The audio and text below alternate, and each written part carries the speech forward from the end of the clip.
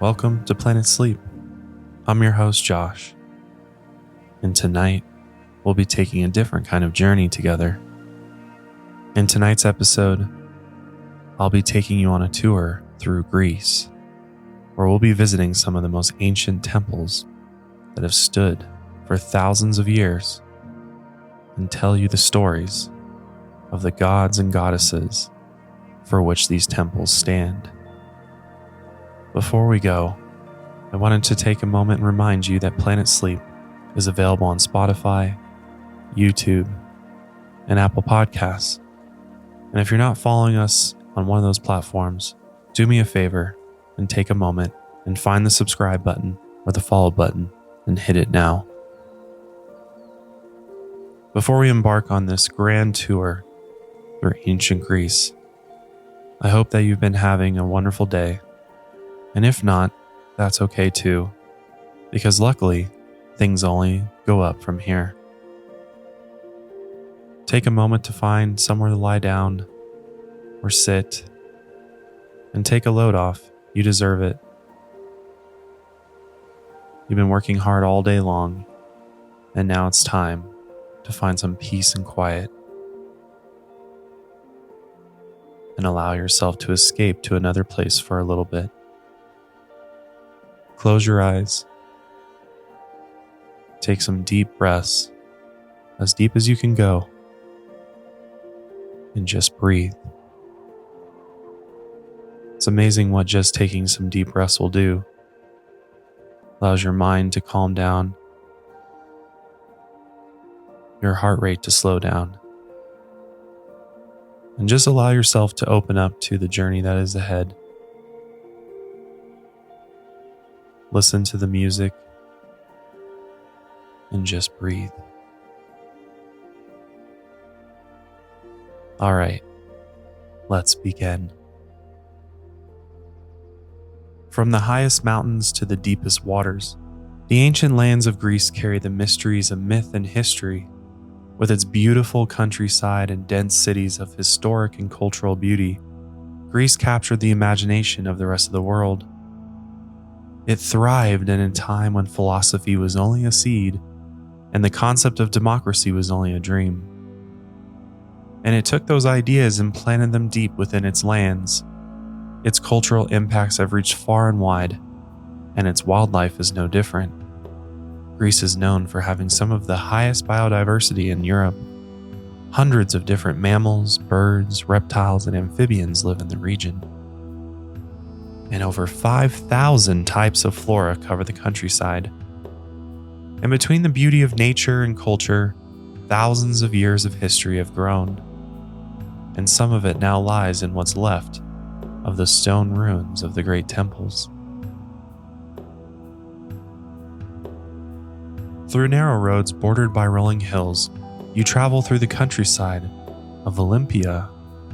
It's a small historic town on the Peloponnese Peninsula of Greece, south of the mainland. A series of stadiums, open fields, and archaeological centers surround the land. Here, Olympic Games were held every 4 years, from the 8th century BCE to the 4th century CE. And the sacred precinct of Altis was constructed nearby, a place dedicated to Zeus. The Greek god of thunder rules as king of the other gods, and the structures and temples of the area were built to honor his legacy. You pass through the ancient site where great competitions of strength and endurance used to take place, and you notice most of it lies in ruin. Between the sparse trees, the stairs lead to broken walls where rubble scatters across the grass. From what remains, you can guess what the buildings used to look like. Some nearby diagrams help you paint a picture in your head, but it's mostly up to you to imagine what this place looked like centuries ago.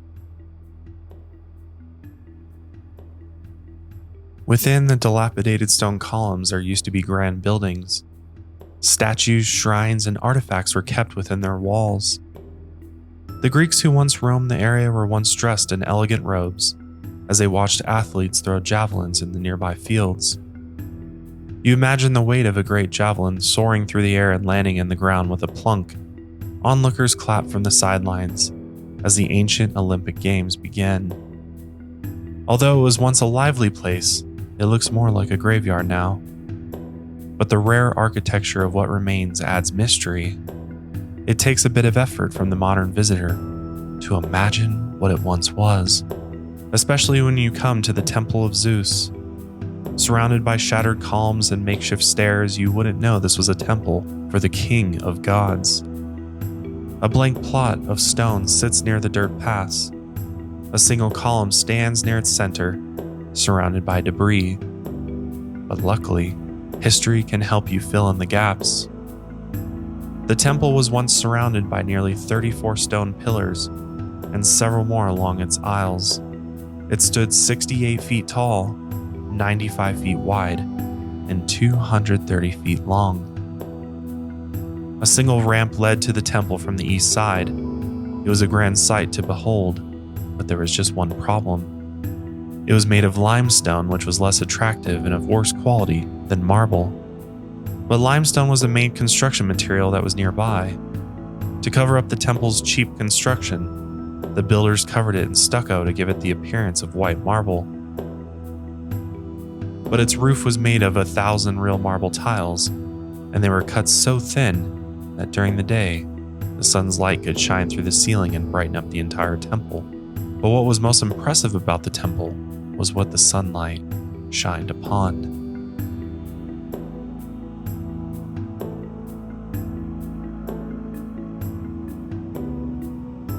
In 435 BCE, the Greek sculptor Phidias got to work on one of the great wonders of the ancient world.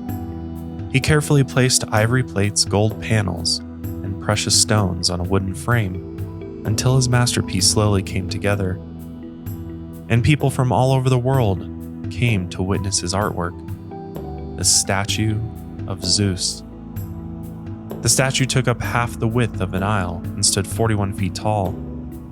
But the sculptor wanted to emphasize how large Zeus was, so he made the statue of him sitting on a decorative throne. This way an onlooker could see that if Zeus stood up from his chair, he'd be so tall that he would destroy the tiled roof above him. They also crowned the statue with a sculpted wreath of olive branches, and he wore a robe made from glass and carved with animals and lilies staff.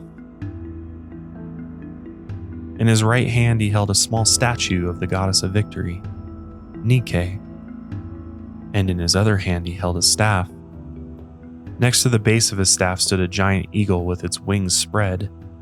To preserve the statue, they constantly coated it with water mixed with olive oil. And on the floor in front of the statue there was a large pool of olive oil, which also acted as a reflecting pool. When they asked the sculptor what inspired him, they thought he had either climbed Mount Olympus to see Zeus, or maybe Zeus came down to greet him. But Phidias said that he was inspired by a passage in Homer's Iliad. He spoke, the son of Kronos, and nodded his head with dark brows, and the immortality anointed hair of the great god swept from his divine head, and all of Olympus was shaken. But unfortunately, the greatness of the statue wouldn't last. In 391 CE, the Christian Roman emperor banned pagan cults and closed all of the Greek temples. After this, no one knows exactly what happened to the statue. Some think it might have been lost when the temple was set on fire in 425 CE. Others think it might have been dismantled before this. Even though it's gone now and most of the temple is in ruins, you imagine the beautiful temple that once stood before you. You try to imagine the pillars, the ceiling, and the great statue.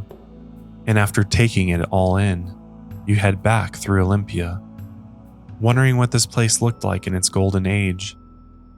As you head towards the road, you pass by several other buildings that have all collapsed, and you realize that each one of these had its own history of workers, materials, and works of art.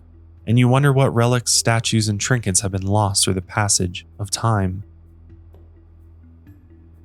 Leaving the ancient land of Olympus behind you, the modern country emerges. Power lines hang overhead and asphalt covers the road. You head towards the nearest coast and pass by courtyards and open ranges of trees protected by low wire fences. As you approach the coast, small houses appear with yards filled with short trees and small sedans. Electrical wires fill the blue skies above you, and the narrow roads take you towards the water. A rocky beach surrounded by boulders meets the calm water, and you board a small boat and head into the cold Mediterranean Sea. You hug the shoreline to the south, and as the distance between you and the land grows, the rolling hills sprinkled with trees become a blob of green, surrounded by dark blue waters. As the boat cruises over each wave, a gentle mist of water cascades over the boat and falls on your shoulders. And the sound of birds looking for fish fills the skies. Small islands appear on the distant horizon, and all seems quiet until you meet the Saronic Gulf. Large boats pass by each other along their routes, and as more boats appear in the waters around you, you realize you must be near a busy city. But before the cradle of civilization completely takes over, you see a large gray creature surge from the water's blue surface. About 100 feet from the boat, a dolphin makes itself known with a splash in the water.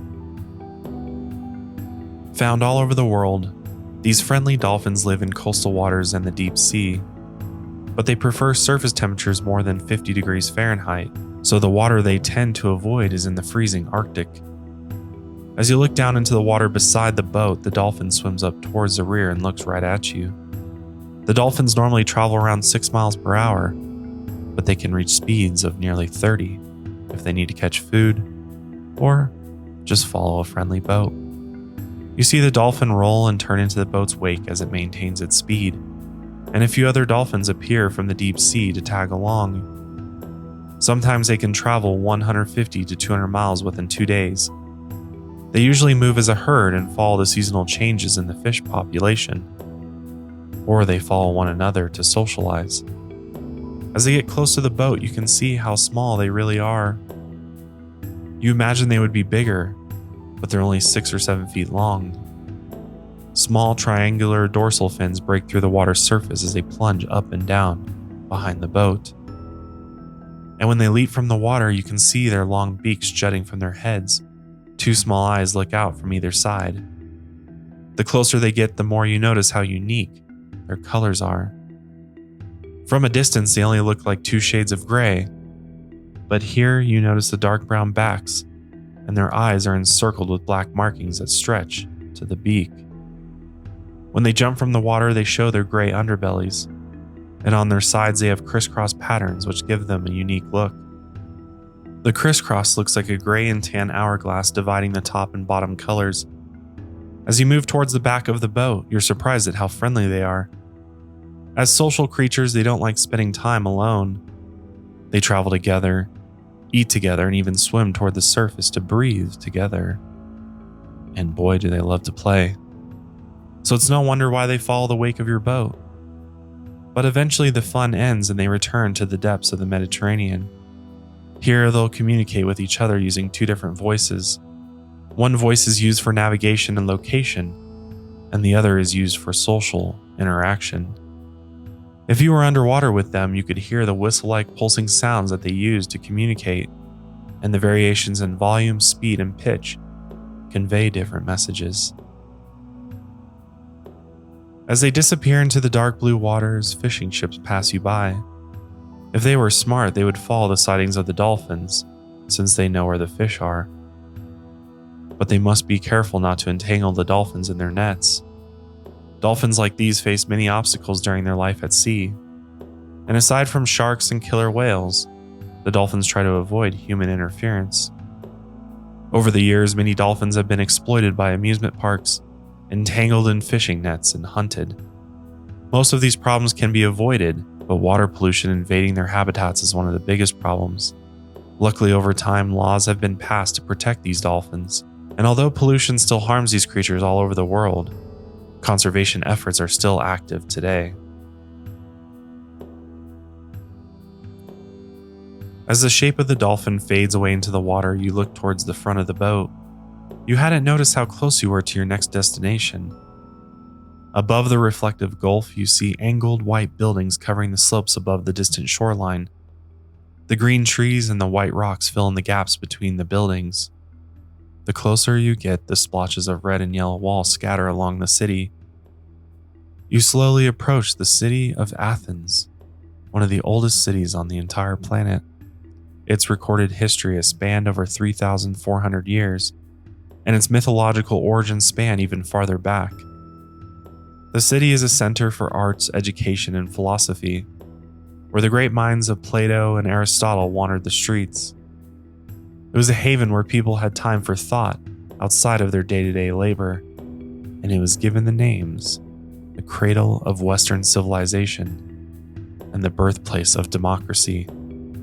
Its cultural and political impacts swept through most of Europe, especially ancient Rome, and its effects made Athens an undeniable force throughout history.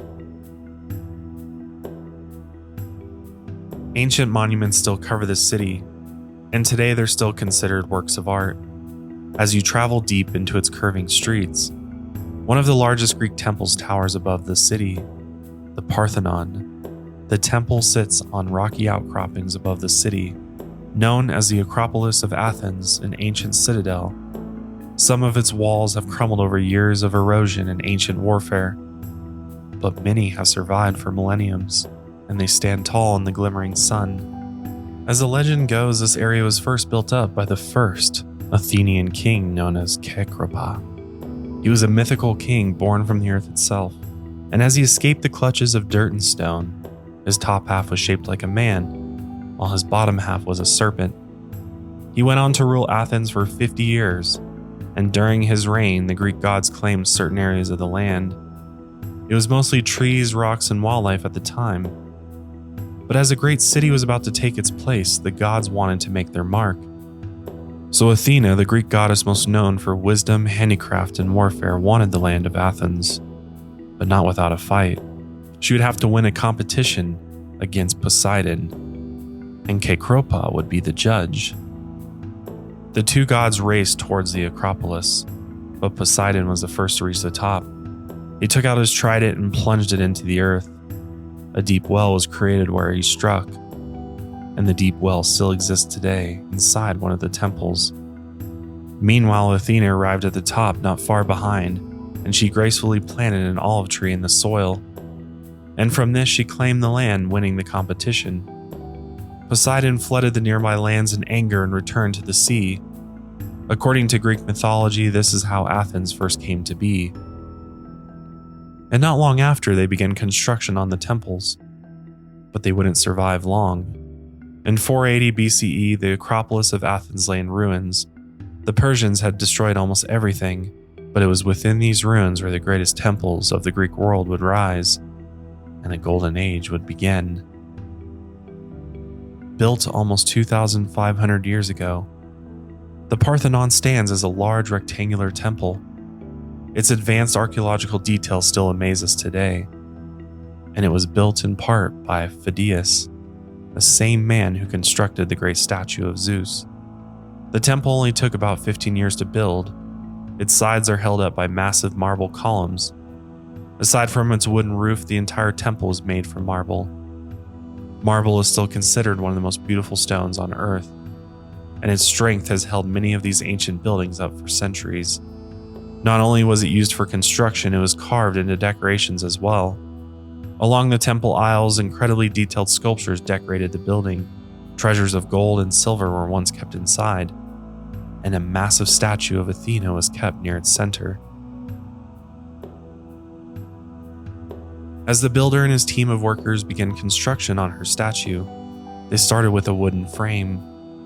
Similar to the statue of Zeus, she stood about 40 feet tall, filling an entire room with her presence. She was covered with marble or bronze. Around her chest, she wore animal skin lined with snakes, and in the center was an ivory amulet. Gems were placed in her eyes, giving her a mystical look. In her left hand, she held a shield and a spear, and at her feet, a sacred snake nestled.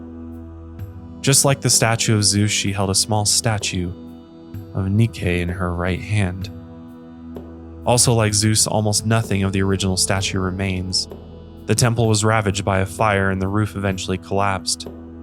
Some believe that at one point the statue was removed and sent to a different city for repair. but no one knows what happened to it. Only the pedestal has survived.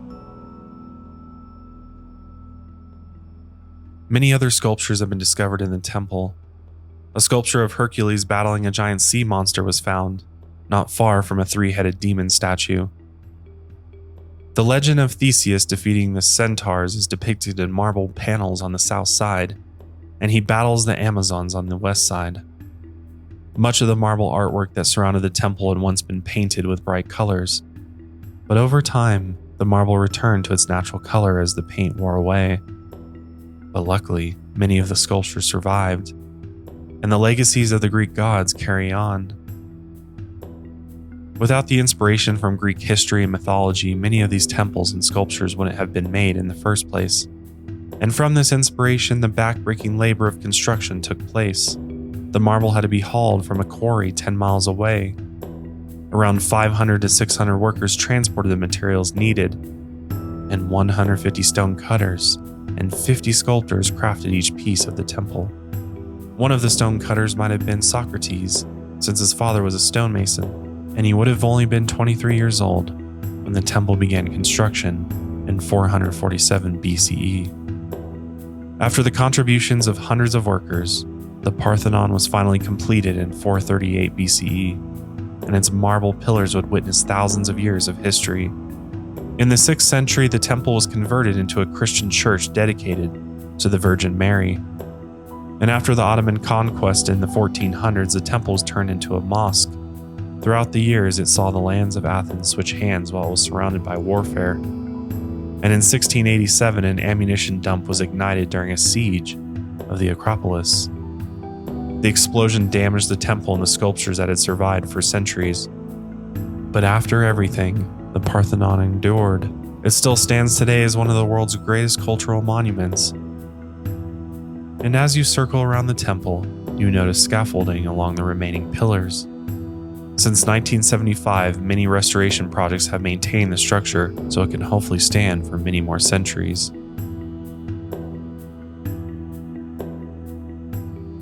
As you walk through the city of Athens, you wonder if wildlife can coexist here.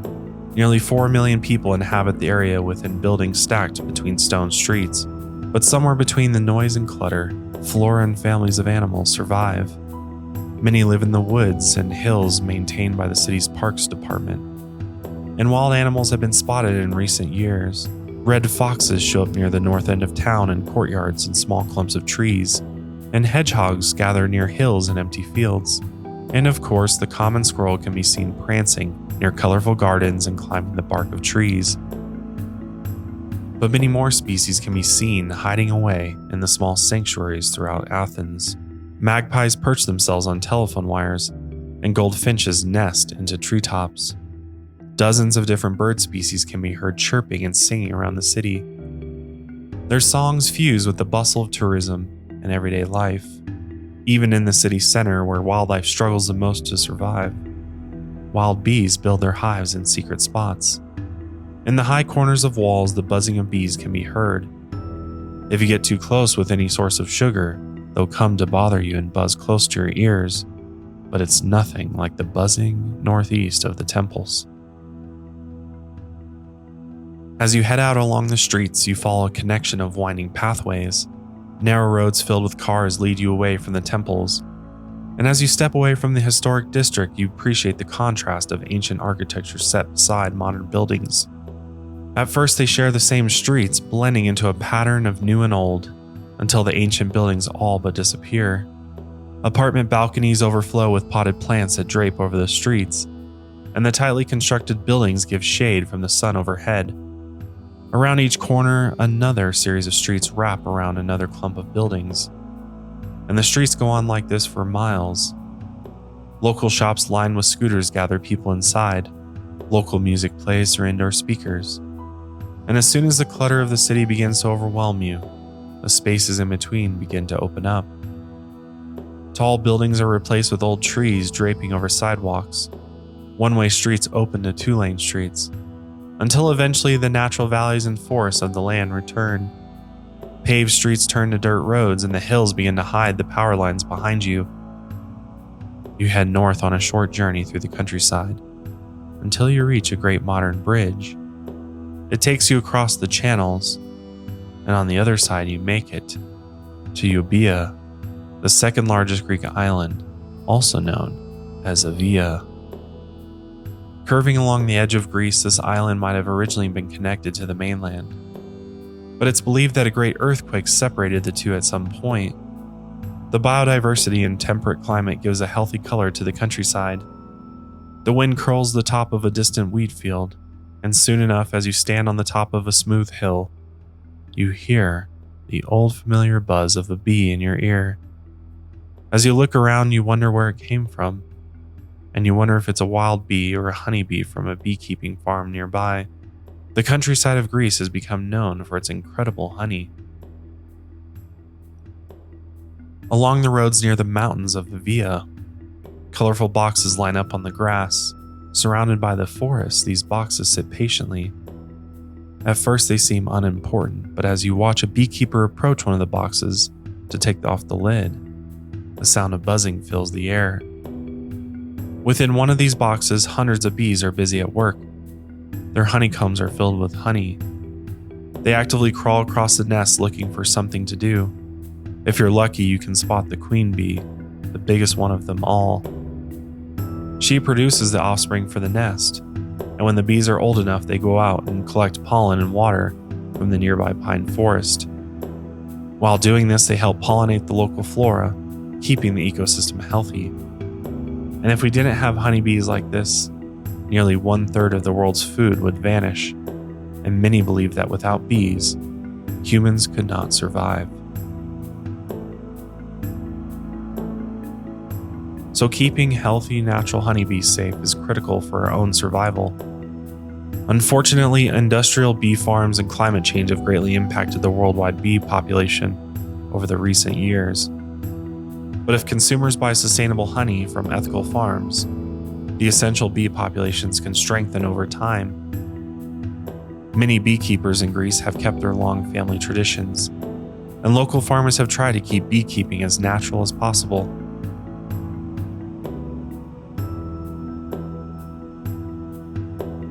Each nest is evenly placed along the ground in the colorful boxes before you.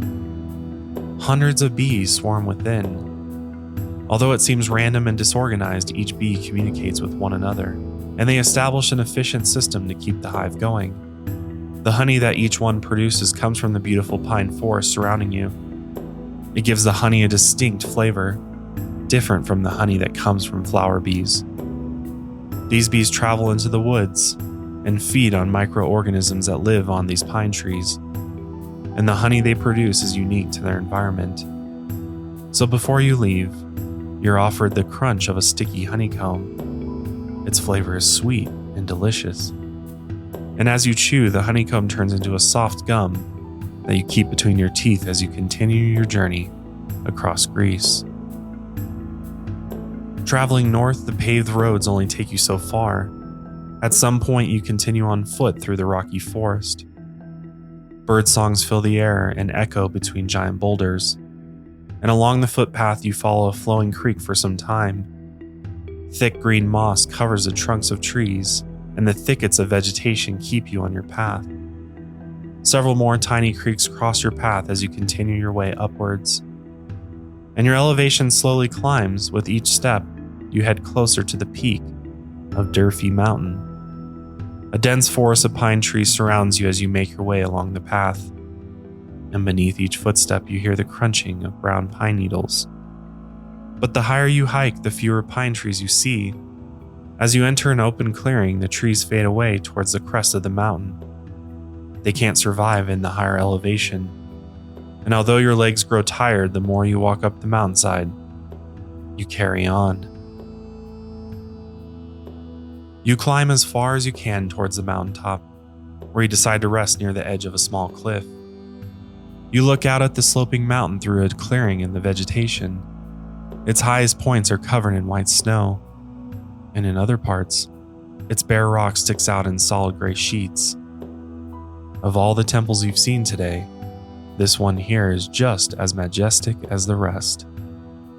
Naturally built over thousands of years, its construction is a testament to the strength of Mother Nature. She has sculpted this mountain in her own image. Although she might not be a Greek god, she seems to dominate the surrounding lands of Greece.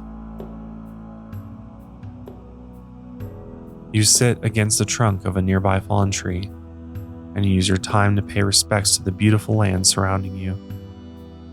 Off in the distant clouds, you see lightning strike a far-off land, and the roll of thunder slowly greets you.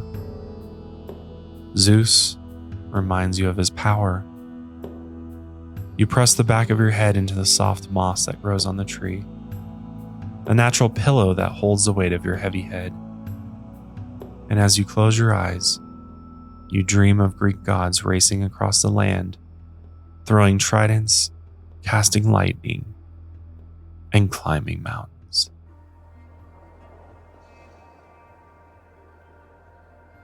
With that wraps up today's episode of Planet Sleep.